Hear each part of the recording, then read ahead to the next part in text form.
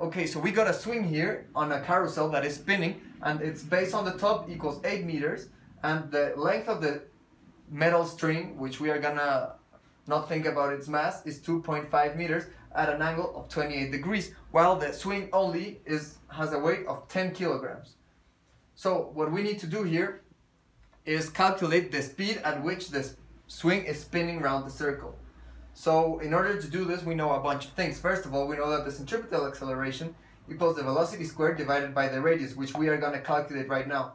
We know that the radius equals this bit over here, which equals the half of the base, which would be 4 meters, times this part over here, that we can calculate by knowing that this is 2.5 and this is 28 degrees, and 28 degrees times the sine opposite side of the triangle of the angle equals our radius, which we are later on going to substitute over here in order to calculate the velocity.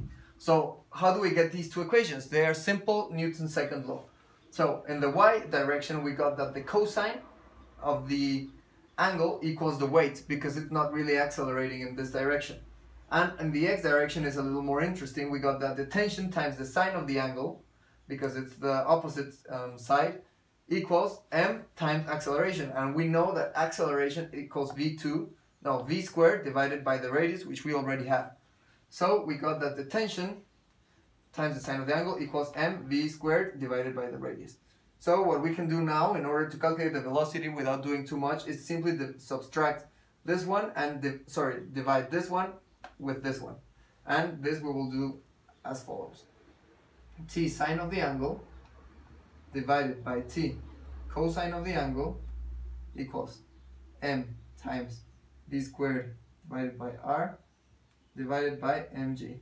So the first thing we can do here is cancel our masses and then cancel our tensions, and we got that our tangent of the angle equals v divided by rg, well, v squared divided by rg, and v equals square root of tangent of the angle times rg, and this equals 5.29 meters per second. Alright, so this is our first part of the problem. We're going to move on to the second part, and the second part asks us, if there's a kid here that weighs 40 kilograms and is sitting on the swing, how much would the tension of the string be? It's obviously going to be larger than the first part, but we didn't really calculate it there.